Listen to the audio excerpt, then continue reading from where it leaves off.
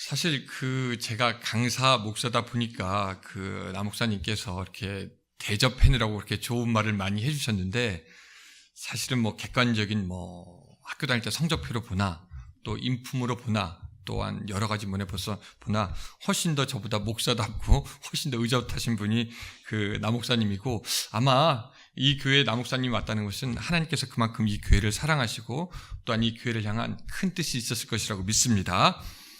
아멘 소리가 적지만 자, 이 시간에 우리가 좀 잘 아는 이야기를 좀 시작하려고 해요. 그렇죠? 모세의 출애굽 얘기가 오늘 이야기가 되겠습니다. 이 얘기가 사실 책과 영어를 통해서 너무나 많이 소개돼서 우리는 이 얘기가 재미있고 또 결말도 압니다. 그렇죠? 그 뒤에는 누가 쫓아오고 있죠? 네, 그리고 앞에는 뭐가 있어요? 홍해. 예, 그런 상황에 놓여 있었습니다.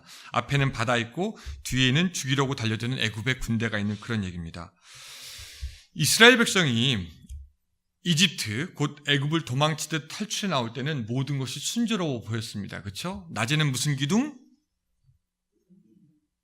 좀 헷갈리지만 낮에는 구름 기둥, 밤에는 그것이 이렇게 계속 인도해서 하나님의 인도로 잘 왔습니다. 근데 막상 홍해의 바다를 딱 맞닥뜨리게 될 때 그들은 두려울 수밖에 없었습니다. 왜냐하면 이 바로 왕이 600명이나 되는 용맹한 기마 부대와 병사들을 이끌고 이스라엘을 향해서 복수의 칼을 갈고 지금 달리고 있었기 때문입니다. 더 문제는 뭐냐면 이스라엘은 거기에 전쟁을 할 조건과 준비가 하나도 되어 있지 않다는 것입니다. 여러분, 이스라엘 백성들이 뭐 출신이에요? 지금으로 말하면은 노예 출신입니다. 노예 출신이 칼을 잡은 병사들과 싸울 수 있느냐? 그럴 수 없죠. 칼 잡은 사람만 봐도 두려워할 수밖에 없는 그런 상황이었습니다. 몇 년 전에 여러분 아마 인터넷에서 다 보셨겠죠. 뭐냐면 ISIS가 죄 없는 사람들을 처형한다고 하면서 무릎 꿇려놓고 칼을 들고 있는 장면. 그 뒤 더 제가 얘기 안 해도 여러분도 아시겠지만 그때 사람들 기분이 어땠을까요? 거기 무릎 꿇고 앉아있는 그 사람들의 기분. 처참하고 두렵고 슬프고 억울하고 분하고 뭐로 말할 수 없는 그 마음의 그런 상태. 우리가 보기에도 처절한데 그들은 어떠했겠습니까? 지금 그들이 느꼈던 그런 그 감정을 사실은 그대로 이스라엘 백성들이 지금 느끼고 있는 겁니다. 뒤에서 쫓아오는 그 애굽왕의 군대가 꿈이었으면 좋겠다라고 생각하지만 꿈이 아니었고 자기를 바로 죽일 수 있는 그런 힘이 있는 군대였습니다. 그리고 앞에는 바다가 있기 때문에 더 이상 도망갈 수도 없는 상태였죠. 자, 여러분들이 만약에 그런 상황이라면 여러분들은 어떤 말을 하시겠습니까? 앞에는 물, 뒤에는 군대. 이스라엘은 모세에게 뭐라고 얘기하냐면, 아니 어디 이집트에 무덤이 없어서 우리를 여기까지 와서 죽게 하는 거냐? 차라리 우리가 다시 돌아가서 사는 게 낫겠다. 혹은 이 광야에서 죽는 것보다 다시 돌아가는 것이 낫겠다. 그렇게 이야기를 하면서 막 원망을 합니다. 여러분 솔직히 한번 얘기해 봅시다. 그들의 말이 맞는 겁니까? 틀린 겁니까?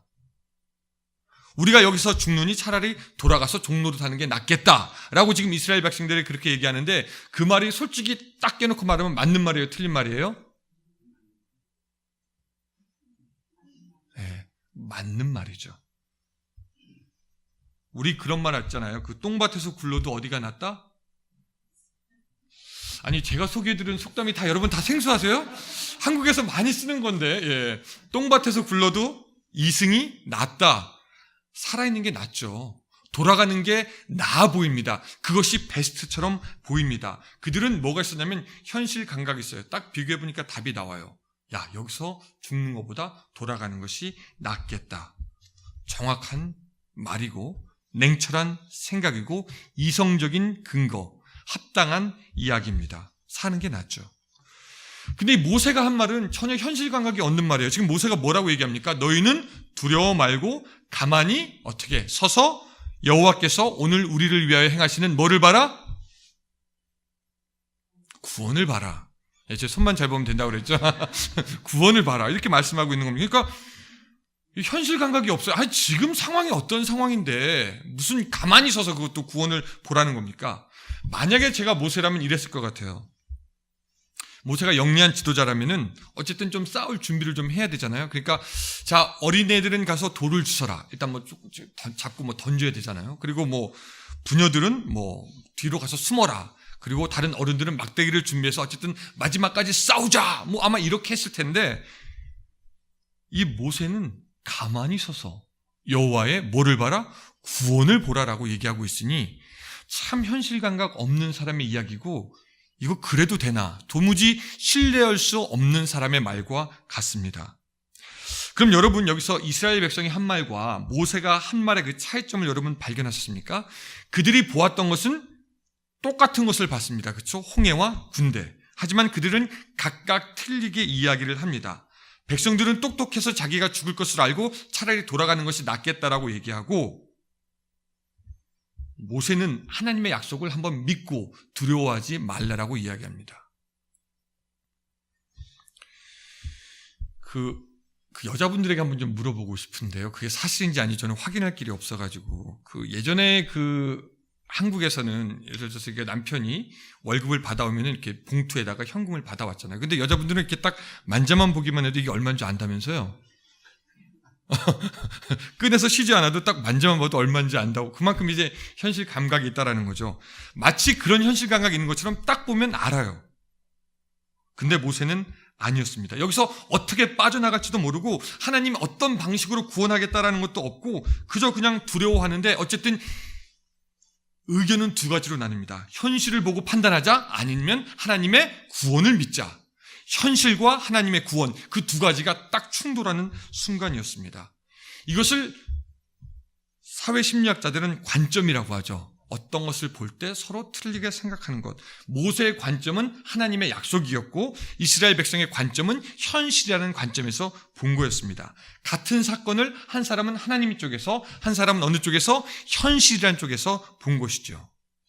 여러분들은 어떠세요? 나는 주로 현실 감각이 있어서 현실에서 좀 보는 편이다.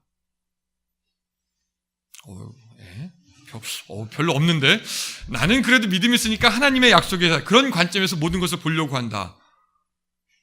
아까는 한 명 들었고 지금 하나도 안 들었어요. 그럼 어떻게 된 거죠? 어떤 목사님하고 사모님이 있었는데 목사님이 아이가 7명이었어요. 근데 애들이 워낙 개구장이고 다 남자라 가지고 그냥 날마다 정신이 없었습니다. 집에 돌아가면은. 근데 목사님이 이제 교회에서 일 끝나고 집에 들어가서 딱 보니까 사모님 얼굴이 왠지 좀 이상해. 뭔가 일이 있는 것 같아. 그래도 선수를 쳐야 되겠다면서 여보, 나 오늘 너무 힘든 날이었는데 뭔가 좀 좋은 얘기를 해봐. 그러면 이제 사모님이 이렇게 뭔가 불평을 안 할 거라고 생각하면서 나 너무 힘들었다고 얘기합니다. 그러니까 사모님이 싹 웃으면서 그런 얘기를 했습니다. 여보, 좋은 소식 있어요. 우리 7명 아이들 중에 6명의 아이의 다리가 오늘은 멀쩡했어요. 잘 이해가 안 되시죠? 한 명의 다리가 부러졌다라는 얘기겠죠. 그러니까 어느 관점에서 보느냐에 따라 틀려요.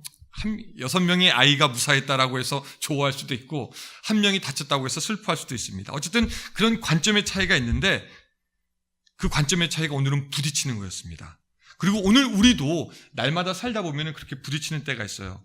하나님의 약속에서 이 모든 것을 보고 판단할 것이냐, 아니면 현실 감각 있게 똑똑한 머리로 판단하고 행동할 것이냐.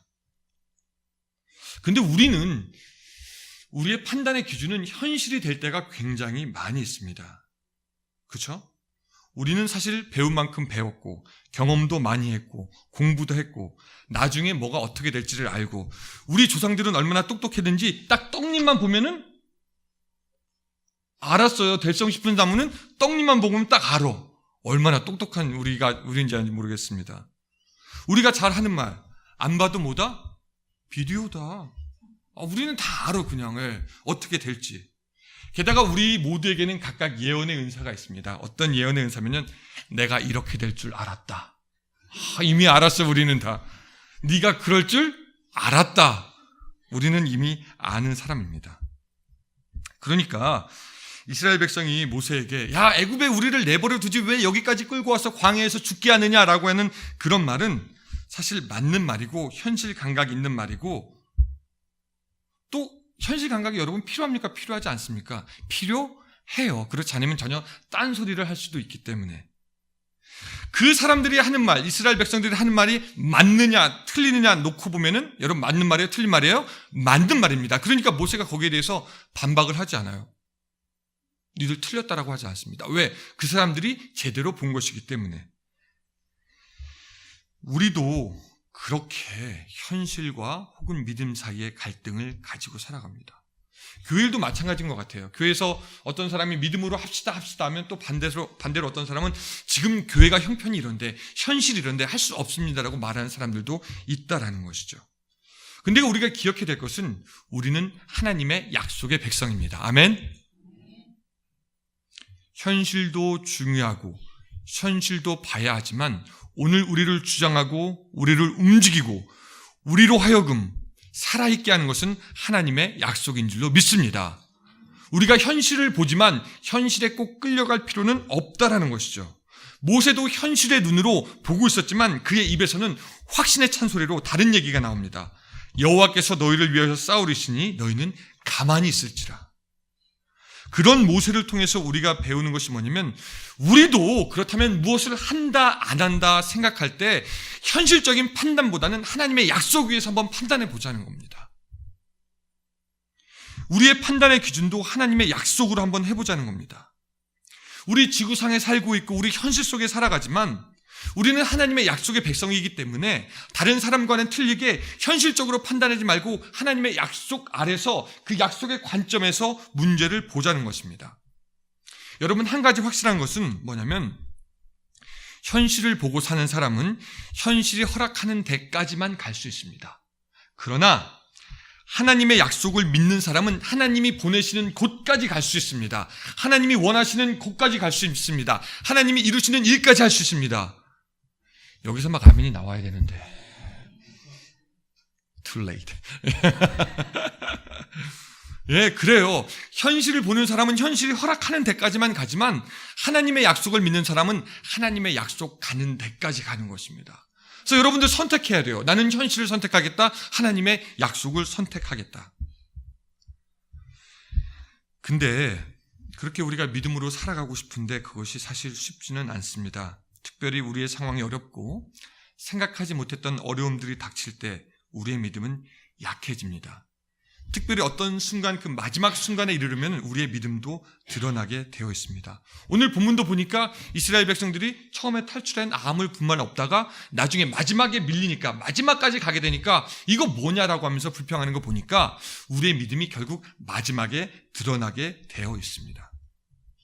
그런데 마지막까지 믿는 믿음이 진짜 믿음입니다. 여러분, 만약에 아픈 아이가 있다고 한번 생각해 봅시다. 그 병이 계속해서 심해지고 고칠 가능성이 거의 없다고 의사와 간호사가 막 얘기를 한다고 할 때 여러분들의 마음에는 아마 약속이 있을 거예요. 하나님께서 낫게 해주실 것이다. 믿음의 기대가 있을 것입니다. 근데 아이가 약해질 때 우리의 믿음이 강해집니까? 아니면 아이가 점점 회복되고 있다고 생각될 때 우리의 믿음이 강해집니까? 다시 한번 문제 드릴게요. 아이가 있다고 할 때 아이가 점점 아파질 때 우리의 믿음이 점점 강해집니까? 아니면 아이의 병이 점점 호전되고 있을 때 우리의 믿음이 강해집니까? 1번. 네. 여기 학생들 한번 손 한번 들어주세요. 학생들. 네. 학생들. 아니, 좀 들고 있어주세요. 누군지 좀 알고 싶으니까. 예. 학생들이 많이 오셨네. 자, 우리 공부하느라고 수고하는 우리 학생들 박수 한번 먼저 좀 쳐주시기 바랍니다. 네. 자, 학생들에게 물어보겠습니다. 우리 성적이 떨어질 때 믿음이 좋아집니까? 우리 성적이 좋아질 때 믿음이 좋아집니까? 여러분들 경험하셨잖아요. 뭐 어때요, 좀? 떨어질 때 믿음이 좋아져요? 좋아요. 또 다른 분들 어떠세요? 성적이 올라가면 믿음도 같이 좋아집니까? 아니면 떨어질 때 믿음이 좋아집니까? 상관없어요? 근데 이 목회를 하면서 가만히 보니까 그렇더라고요. 학생도 그렇고 뭐 직장인도 그렇고. 한번 직장인들에게 물어볼까요? 여러분, 진급을 할수록 믿음이 좋아집니까? 아니면 연봉이 떨어지고 진급이 안 될수록 믿음이 좋아집니까? 자, 비즈니스 하시는 분들, 비즈니스가 잘 될수록 믿음이 좋아져요? 비즈니스가 안 될수록 믿음이 좋아져요? 근데 이제 목회를 하면서 가만히 보니까 아이들은 성적이 떨어지면 믿음도 떨어지는 것처럼 보여지고요. 또 병원에서 아이가 아프다고 할 때 아이가 점점 아파요. 그럴수록 그 부모의 믿음이 왠지 점점 약해지는 것처럼 보이는 경향이 많았습니다. 심지어는 믿음 좋은 권사님이 병원에 저랑 같이 신방하면은 환자들 위로하잖아요. 아유, 누구 집사님 괜찮을 거야, 괜찮을 거야. 힘내, 하나님이 함께 하셔. 그렇게 하다가 막상 당신이 병원에 입원하면 너무 믿음이 너무 약해져. 목사님 좀 어떻게 해요? 우리의 믿음이나 우리의 환경이 사실은 비례해야 됩니다. 무슨 말이냐면 환경이 어려울수록 믿음도 강해져야 되는데 어쩌면 우리는 반비례한다라는 거죠. 환경이 어려워지면 우리의 믿음도 점점 낮아지는 경우가 있다라는 것이죠. 근데 모세의 믿음이 탁월한 이유가 뭐냐면 이 사람은 마지막까지 갔을 때 오히려 믿음이 좋아졌다라는 거예요. 아프고 있는데 믿음이 좋아진 거고, 비즈니스가 안 되는데 믿음이 더 좋아진 거고, 성적이 떨어지는데 오히려 더 하나님을 찬양하는 겁니다. 우리가 잘 알지만 아브라함도 좀 그런 스타일이었어요. 아브라함이 75세 때의 일입니다. 충분히 늙은 노인이죠. 근데 하나님이 그에게 아들이 있을 거라고 얘기합니다. 근데 그 당시에 바로 또 아이가 생긴 것도 아니었어요. 제 아내가 30살 때 제 딸을 임신했는데 그때도 노산이라는 얘기를 들었어요. 근데 그 사라가 나이가 얼마인데. 근데 아브라함은 로마서에 보니까 이렇게 됐습니다. 아브라함이 바랄 수 없는 중에 바라고 믿었으니 이는 내 후손이 이같으리라 하신 말씀대로 많은 민족의 조상이 되게 하려 함이라. 그가 100세나 되어 자기 몸이 죽은 것 같고 사라의 태가 죽은 것 같음을 알고도 믿음이 약하여지지 아니하고, 믿음이 없어 하나님의 약속을 의심하지 아니하고 믿음으로 견고하여져서. 그러니까 나이가 들어서 아이를 낳지 못하면 못할수록 이 사람들의 믿음이 더 강해졌다는 겁니다. 부인의 몸이 약해질수록 믿음이 강해졌다는 거죠. 이게 가능한 겁니까? 근데 하나님이 그걸 귀하게 보셨어요. 그리고 그것을 의로 여기셨다라는 것입니다. 이제 우리의 믿음도 한번 좀 점검해 봐야 됩니다. 우리의 믿음은 어떻습니까? 우리의 믿음은 마지막이 될수록 강해집니까? 아니면 마지막이 될수록 약해집니까?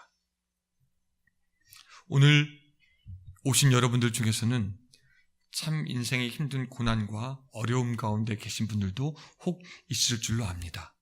근데 그 마지막 때가 지금 여러분들의 믿음을 증명해야 되는 때입니다. 여러분들의 믿음은 어떠십니까?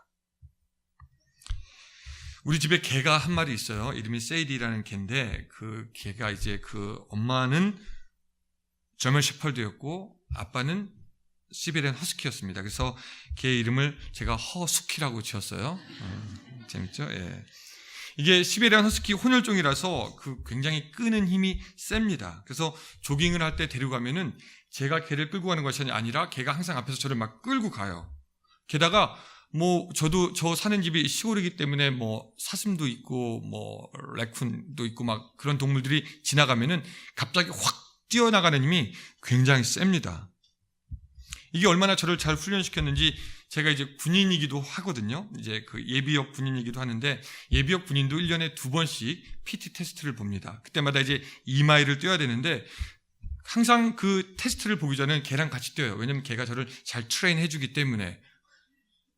제가 그래도 이렇게 보여도 잘 뛰는 편이라서 몸은 좀 통통한 편이라서 그래서 옛날엔 별명이 나르는 돈가스 이런 거이기도 했지만 어쨌든 근데 이제 가끔 야리를 할 때 걔가 너무 심심해하니까 데리고 나갑니다. 거기 묶어놓으면 심심하니까.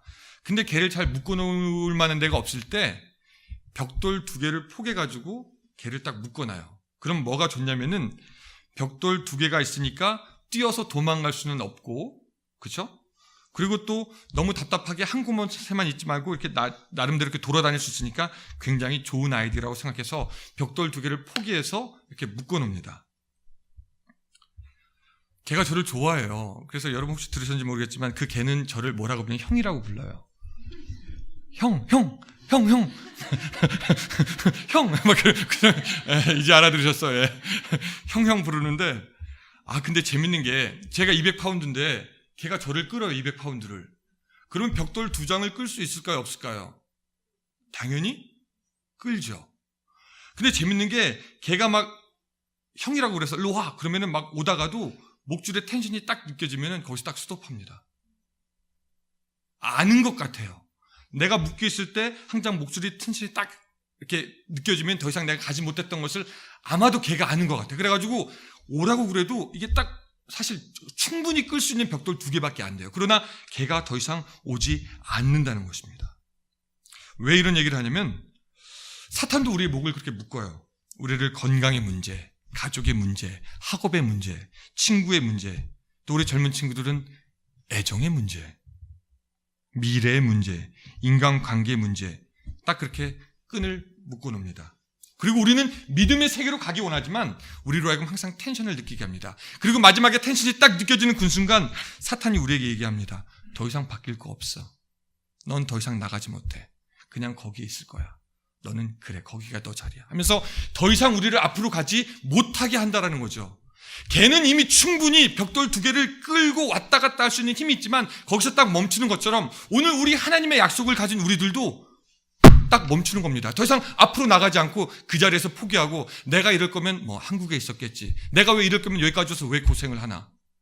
우리도 현실의 감격을 다시 되찾고 현실의 얘기를 고백하기 시작한다는 겁니다. 여러분, 우리는 하나님의 약속을 가진 사람이기 때문에 현실에 묶여 있을 수가 없습니다. 우리는 하나님의 약속을 가진 사람이기 때문에 현실을 이길 수 있는 사람인 줄로 믿으시기 바랍니다. 강아지가 제가 말했듯이 안 온다고 그러잖아요. 안 와요. 텐션이 느껴지면. 그런데 재밌는 것은 또 먹을 것을 앞에 대고 코앞에 대고 컴컴하면 아주 천천히 또 따라옵니다. 우리가 지금 혹시 묶여 있을지라도 예수님께서 오라고 하는 그 말씀에 순종해서 한 발자국 한 발자국만 나갈 수 있다면은 오늘 우리도 사탄이 우리에게 주는 그 현실의 줄을 끊고 해방되고 더 능력으로 이 삶을 살아갈 수 있을 줄로 믿으시기 바랍니다. 여러분도 결단하시면 돼요. 하나님 그렇습니다. 나가겠습니다. 하나님 뒤에 이스라엘 군대 앞에 홍해 있지만 주님 가라고 하십니까? 가겠습니다. 라고 하는 그 결단이 있으면 주님께서 도우십니다.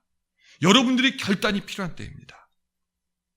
우리가 믿음이 있을 때 그 모든 것이 가능하게 될 줄로 믿습니다. 근데 우리가 보통 이 믿음이라고 생각할 때 우리는 좀 오해하는 부분들이 있어요. 사람은 믿음에 대해서 이야기할 때 자기의 바램이 그것이 믿음이라고 생각하는 경우가 있습니다. 즉 강한 바램과 강한 소원이 나의 믿음일 것이다 라고 생각하는 경우가 종종 있어요. 여러분, 우리는 바램이 있습니다. 뭐 좀 가졌으면 좋겠다, 뭐가 있었으면 좋겠다, 어디 살았으면 좋겠다. 그리고 또 굉장히 거룩하고 아름다운 바램도 있습니다. 가정을 좀 지켜야 되겠다, 또 나라를 지켜야 되겠다, 교회를 지켜야 되겠다. 근데 이런 열망이나 바램이나 그 소원은 상황에 따라 불타오를 때도 있고 열기가 푹 꺼질 때도 있습니다. 열망은 책임이 없습니다. 여러분, 성경을 읽고 싶다는 열망이 있다고 해서 성경 꼭 읽는 것은 아니고요.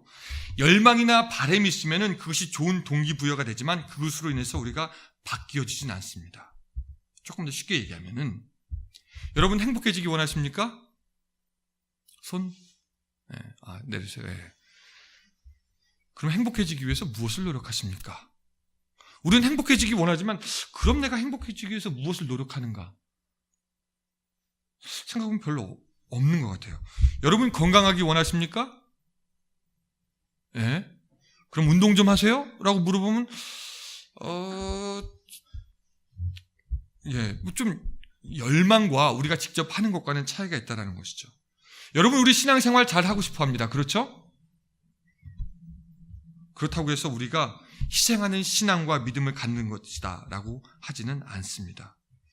우리는 가끔 열망으로 기도해요. 그래서 기도가 이렇게 될 때가 많습니다. 주여 주시옵소서, 주시옵소서, 주시옵소서. 아멘? 이게 안 속아요. 아멘 할 타임인지 아닌지 잘 분별하고 있어. 그러다가 주지 않으면 어떻게 되냐면 우리의 믿음이 푹 꺼지는 겁니다. 근데 사실 옛날 우리 한국교회 기도의 스타일이 좀 그러긴 했어요. 그냥 강렬한 열망으로 하나님께 기도하면 주님께서 주실 것이다. 그래서 강렬한 열망을 가지고 주여 주여 주여 산에 가서 기도합니다. 들에 가서 기도합니다. 철야 기도합니다. 근데 그러다가 못 받으면 어떻게 되죠? 믿음이 떨어집니다. 사실 우리는 이런 얘기 많이 했어요. 분명한 목표와 불타는 소원을 가지고 뜨거운 열망을 가지고 기도하면 주님이 들어주십니다라고 그렇게 얘기했습니다. 그리고 그렇게 기도하라고 했습니다. 그런데 정작 그런 기도가 뒤에 군대와 앞에 바다를 만나면 힘없이 푹 꺼지는 그런 경험을 많이 한다는 것입니다. 여러분, 성경이 그렇게 말합니까? 여러분 열심히 바라십시오. 그럼 그것이 이루어질 것입니다 라고 말합니까? 왠지 아닌 것 같아요. 비슷하긴 하지만 아닌 것 같아요. 성경은 우리의 바람의 기도, 강렬한 소원의 기도가 응답된다라고 얘기하지 않습니다. 우리의 응답되는 기도는 바로 믿음의 기도인 줄로 믿습니다.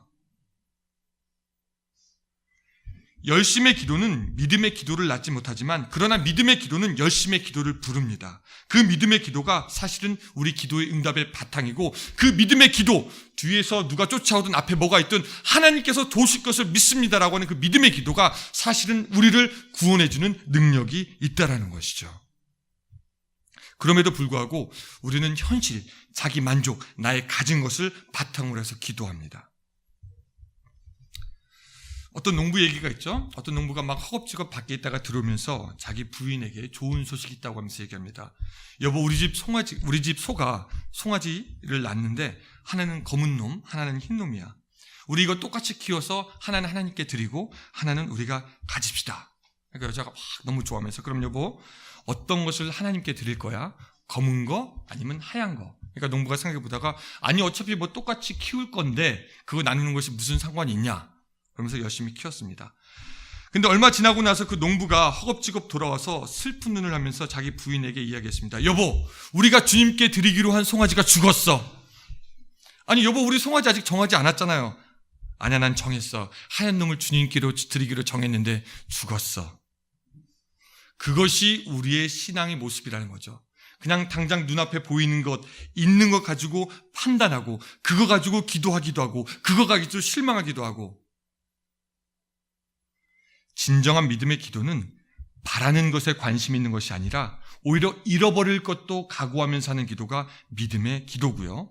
바람의 기도는 현실이 어려우면 식어지게 되어 있지만, 또한 바람의 기도는 하나님의 기도의 응답이 늦어지면 실망하게 되지만, 믿음의 기도는 오히려 홍해 앞에서 불타오르기 시작하고요. 믿음의 기도는 뒤에서 누군가 따라오기 시작할 때 그때부터 빛을 발하기 시작합니다. 오늘 여러분들 결심하셔야 돼요. 주님, 나의 상황이 이러한데 이제 내가 현실의 관점으로 보고 기도할 것인가? 아니면은 하나님의 관점으로 보고 기도할 것인가? 여러분들 결단하셔야 됩니다.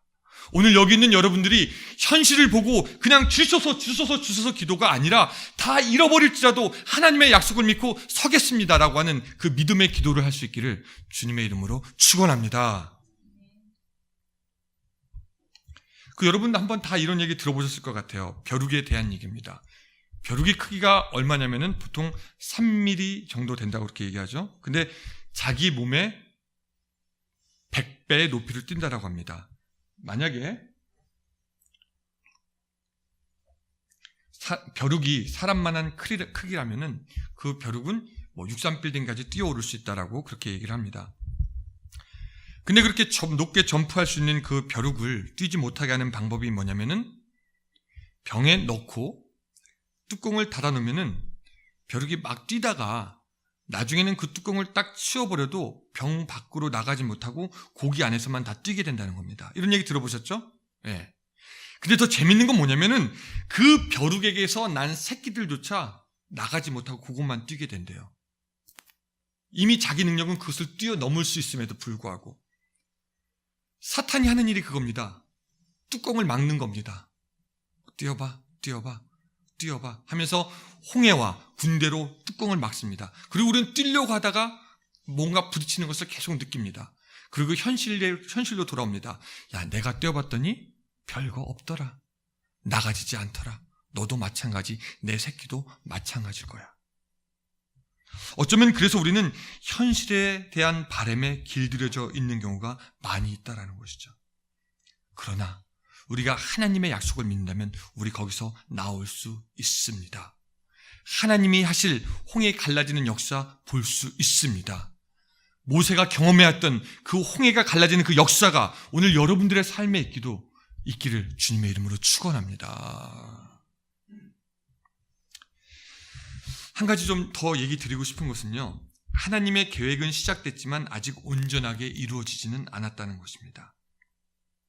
사실 하나님은요, 이스라엘 백성이 홍해에 딱 도착하셨을 때 하나님은 이들을 어떻게 구원할까 미리 계획하셨을까요? 아니면 계획하지 않으셨을까요? 계획하셨겠죠. 내가 동풍을 불어서 바람으로 홍해를 바람에 길을 내고 바다를 말릴 것이다 라고 구원의 계획을 얘기하고 있지만, 하나님은 그 당신의 구원의 계획에 대해서 이스라엘 백성에게 얘기하지 않았습니다. 그리고 그저 홍해 앞으로 그들을 데리고 왔습니다. 한번 이런 식으로 생각해 보면 어떨까요? 만약에 하나님께서 미리 바다 가운데 길을 쫙 내시고 이스라엘을 맞이하였다면 이스라엘 백성들은 염려하거나 걱정하지 않았을 것입니다. 그저 하나님께서 하신 일을 보고 놀라기만 했을 겁니다. 그런데 문제는 하나님은 우리들에게도 그렇게 일하시지 않는다는 거예요. 맞죠? 하나님의 응답. 하나님은 그런 식으로 일하지 않는다는 겁니다. 우리를 항상 닫힌 문 앞으로 인도하셔요. 그러나 잠긴 문은 아닙니다. 다시 한번, 하나님은 우리를 항상 인도하실 때 문을 다 열어놓고 그래 가라 하지 않으시고 우리를 인도하실 때 닫힌 문으로 인도하신다는 겁니다. 그러나 그것은 잠겨있는 문이 아니라는 것이죠. 근데 우리는 그렇게 생각해요. 이거 닫혀있으니까 이거 잠겨있을 것이다. 이거 두드려도 사람이 나오지 않을 것이다 라고 우리는 우리의 이성으로 생각한다라는 거죠. 그러나 하나님의 약속을 믿고 두드리면 성경에 뭐라고 말씀하고 있습니까? 두드려라, 그러하면 열릴 것이다 라고 우리에게 말씀하고 있다라는 것이죠.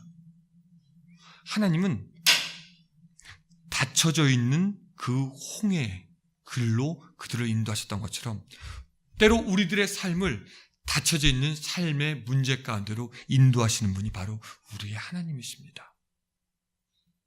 그러나 하나님은 기대하고 계세요. 저들이 믿음으로 나에게 간구하고 나는 그들을 위해서 문을 열고 바다의 길을 내리라. 하나님께서 구원하고 계신 플랜입니다. 어쩌면 우리 모두는 다 그런 하나님의 그 은혜의 자리로 초대되었어요. 그리고 오늘 여러분들 앞에도 각각 다른 모습의 홍해가 있을 겁니다. 그렇죠? 그리고 하나님은 그 홍해를 향하여 나가라고 우리에게 말씀하십니다.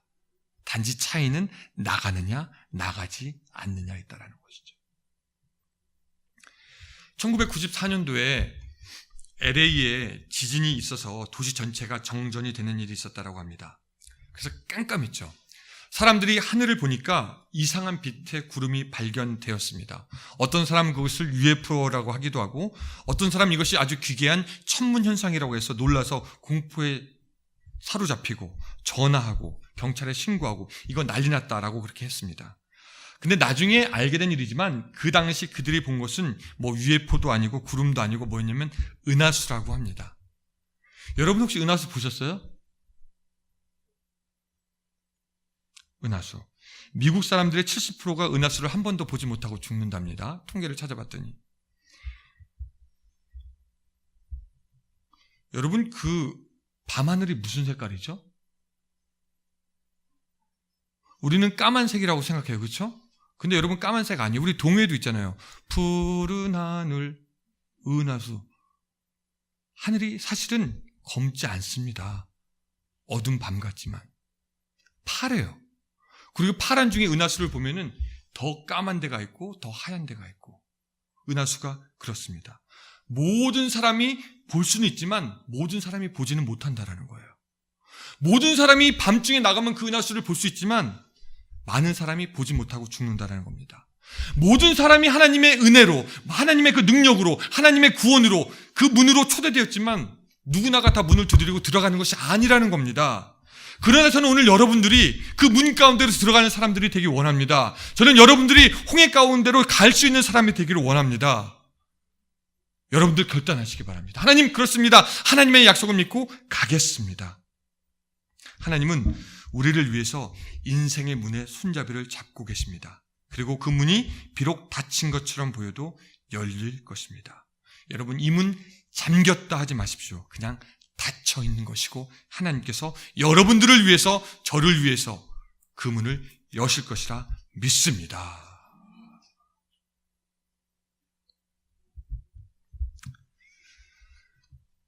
아직도 현실의 문제 때문에 혹시 고민하고 힘들어하고 잠 못 주무시는 분들이 있으십니까? 우리 오히려 그런 그 마지막 때에 하나님께 그 믿음을 보여 승리할 수 있으시기를 주님의 이름으로 축원합니다.